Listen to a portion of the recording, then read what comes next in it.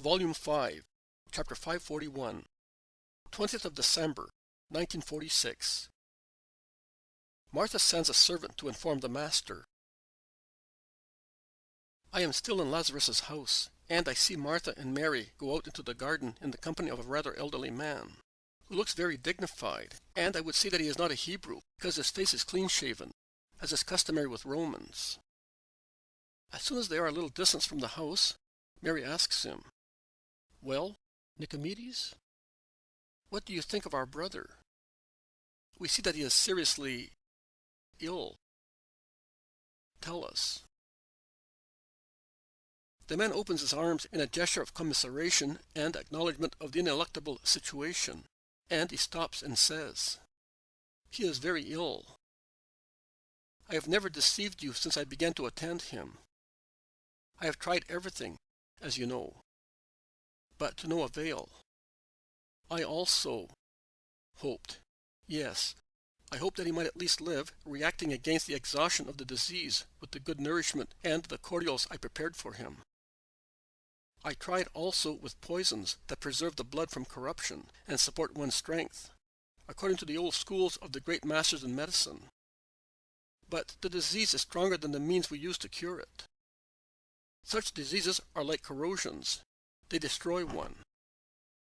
And when they appear exteriorly, the inside of the bones has already been affected, and like the lymph that in a tree ascends from the roots to its top, also in this case, the disease has spread from his feet to his whole body." "But only his legs are diseased," says Martha plaintively. "Yes, but a high temperature causes damage to parts of the body that, instead, you think are healthy. Look at this little branch that has fallen off that tree. It seems to be worm-eaten only here, where it is broken. But, look, he crumbles it with his fingers. See? Under the bark, which is still smooth, it is rotten right to the top, where there still seems to be life, because there are still some little leaves. Lazarus is now dying, poor sisters. The God of your fathers and the gods and demigods of our medicine have not been able to do anything, or they did not want to do it. I am speaking of your God. Therefore, I do foresee that his death is close at hand, also because his temperature has risen, a symptom of the deterioration of his blood brought about by his disorderly heartbeats, and by the lack of stimuli and reactions in the invalid, and in all his organs. As you can see, he gets no nourishment anymore. He cannot hold the little food he takes, and he does not assimilate the little he can hold. It's the end. And believe a doctor who is grateful to you because he remembers Theophilus. The thing to be most desired now is death. Such diseases are dreadful. For thousands of years they have destroyed man, and man cannot destroy them. Only the gods could if... He stops. He looks at them, rubbing his clean-shaven chin. He is pensive. He then says, "Why do you not call the Galilean? He is a friend of yours. He can cure him, because he can do everything. I have examined people who were doomed, and who have been cured. A strange power emanates from him. It is a mysterious fluid that revives and gathers together the scattered reactions, and makes them wish to recover. I don't know. I know that I have followed him, being also mingled with the crowd, and I have seen wonderful things. Send for him. I am a Gentile, but I pay homage to the mysterious thaumaturge of your people, and I would be happy if he could do what I could not do. He is God, Nicomedes. That is why he can. The power that you call fluid is his will of God," says Mary. "I do not ridicule your faith. On the contrary, I spur it to reach impossible limits. In any case, we read that at times the gods have descended upon the earth. I had never believed it. But with the science and conscience of a man and a doctor, I must admit that it is so, because the Galilean works such cures that only a God can work. Not a God, Nicomedes. The true God, insists Mary. All right, as you wish.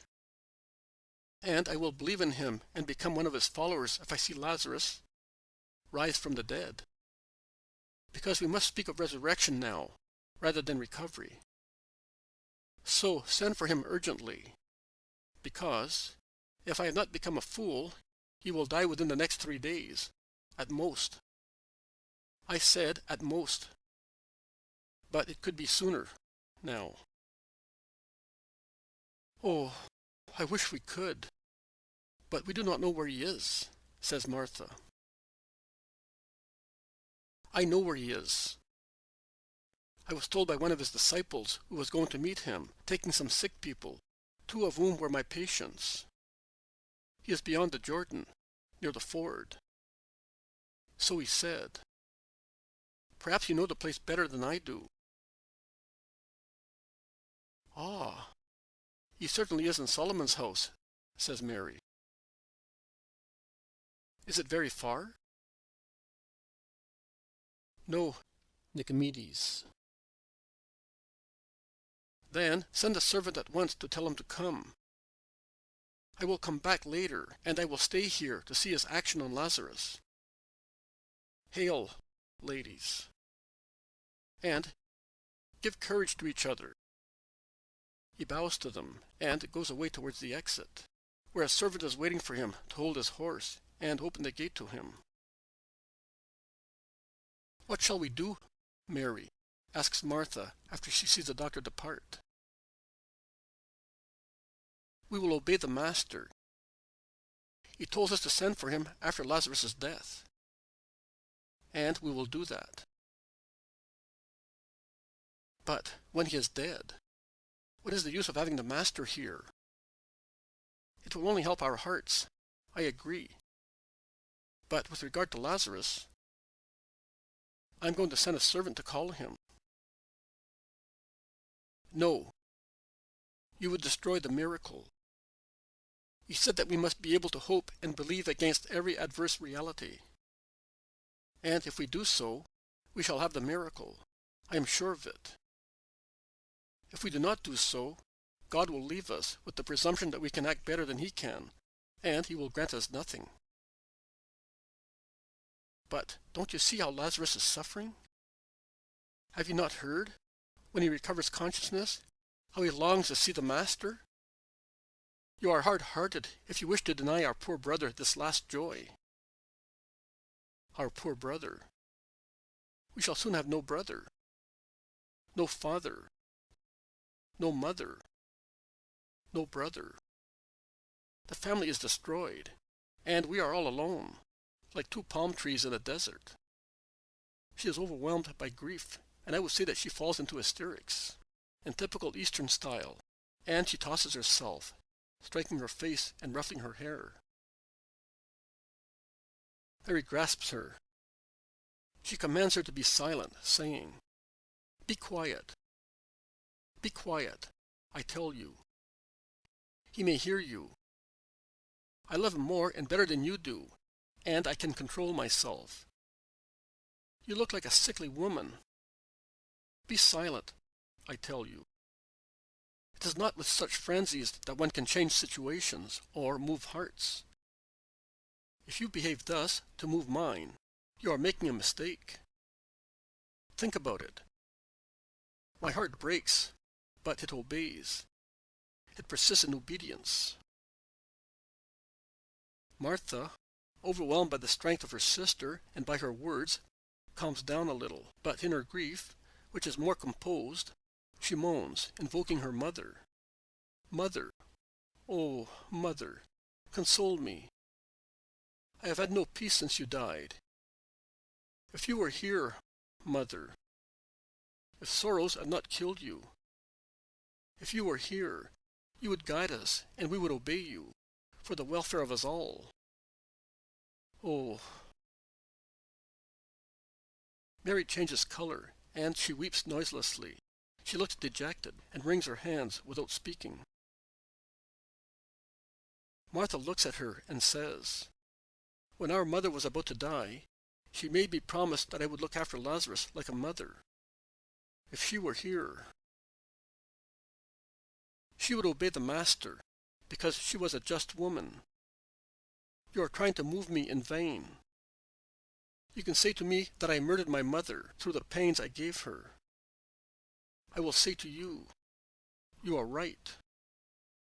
But if you want to make me say that you are right in wanting the Master, I say to you, no. And I will always say, no. And I am sure that from Abraham's bosom she approves of me and blesses me. Let us go into the house. We have nothing left. Nothing left. Everything. You must say everything. You do listen to the Master, and you seem to pay attention while he speaks, but later you do not remember what he says. Has he not always said that to love and obey makes us the children of God and the heirs to his kingdom? So how can you say that we will be left without anything, if we have God and we possess the kingdom through our loyalty? Oh, it is true that one must be firmly determined in evil, as I was, in order to be, to know how to be, and to want to be firmly determined in good, in obedience, in hope, in faith, in love. You allow the Judeans to laugh at and throw out innuendos against the Master. You heard them the day before yesterday. Are you still thinking of the chattering of those crows, of the cheeping of those vultures? Let them spit out what they have inside. What does the world matter to you? What is the world as compared with God? Look, it is less than this filthy blue bottle, which is benumbed or poisoned with the filth it has sucked, and which I trample on thus. And with a vigorous blow of her heel, she crushes a horsefly that is creeping slowly on the gravel of the avenue. She then takes Martha by the arm, saying, "Come into the house and at least let us inform the Master. Let us send someone to tell him that Lazarus is dying, without saying anything else." As if he needed to be told by us. No, it is useless. He said, "Let me know when he is dead." And that is what we will do. But not before his death. No one takes pity on my grief, least of all you. Stop weeping like that.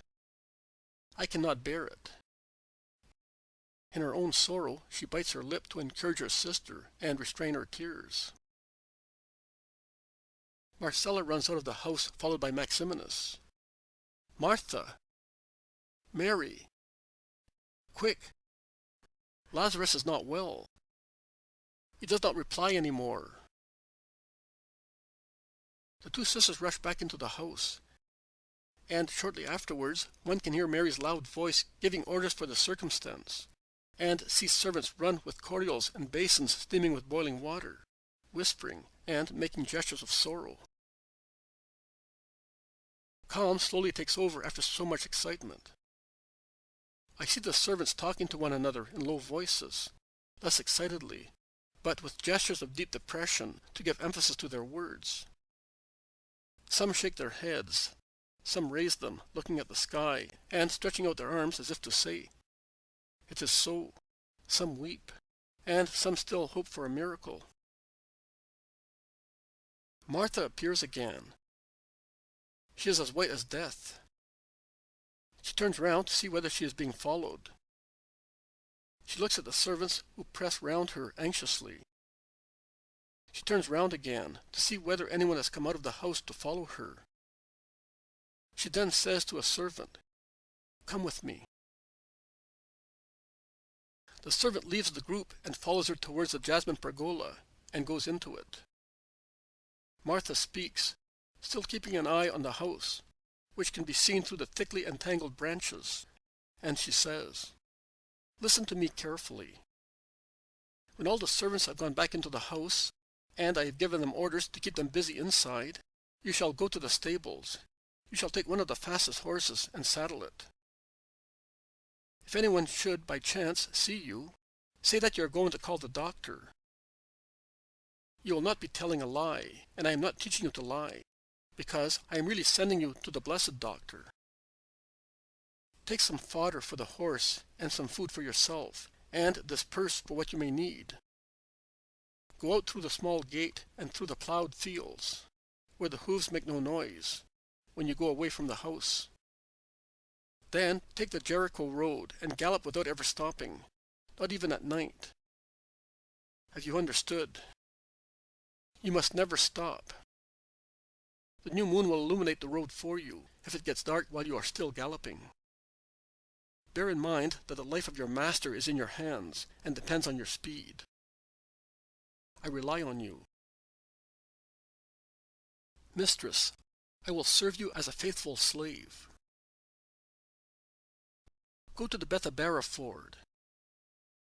Cross the river and go to the village after Bethany beyond the Jordan.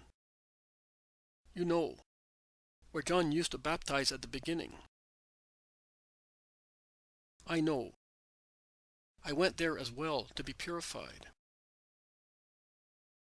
The master is in that village. Anybody will tell you the house where he is a guest. But it is better if you follow the banks of the river instead of taking the main road. You will not be noticed so much, and you will find the house by yourself. It is the first one on the only road of the village, and it takes one from the country to the river. You cannot go wrong. It's a low house, with no terrace or upper room, with a kitchen garden, when coming from the river, before the house, and the kitchen garden is enclosed by a small wooden gate and a hawthorn hedge. I think, a hedge in any case. Is that clear? Repeat those details. The servant repeats them patiently. All right. Ask to speak to him alone, and tell him that your mistresses have sent you to inform him that Lazarus is very ill, that he is dying, that we cannot resist any longer, that Lazarus wants him and asks him to come at once, for pity's sake. Have you understood? Yes, I have, mistress. Then come back here immediately, so that no one may notice your absence. Take a lamp with you.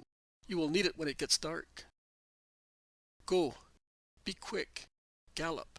Run the horse off its legs. But come back quickly with the master's reply. I will do so, mistress. Go now. See? They have all gone back into the house. Go at once. No one will see you making preparations. I will bring you some food myself. Go. I will leave it on the threshold of the small gate. Go. And may God be with you. Go. She pushes him anxiously, and then she runs into the house cautiously, and shortly afterwards she steals out from the back door on the southern side of the house, with a little bag in her hands. She walks along a hedge as far as the first opening. She turns and disappears.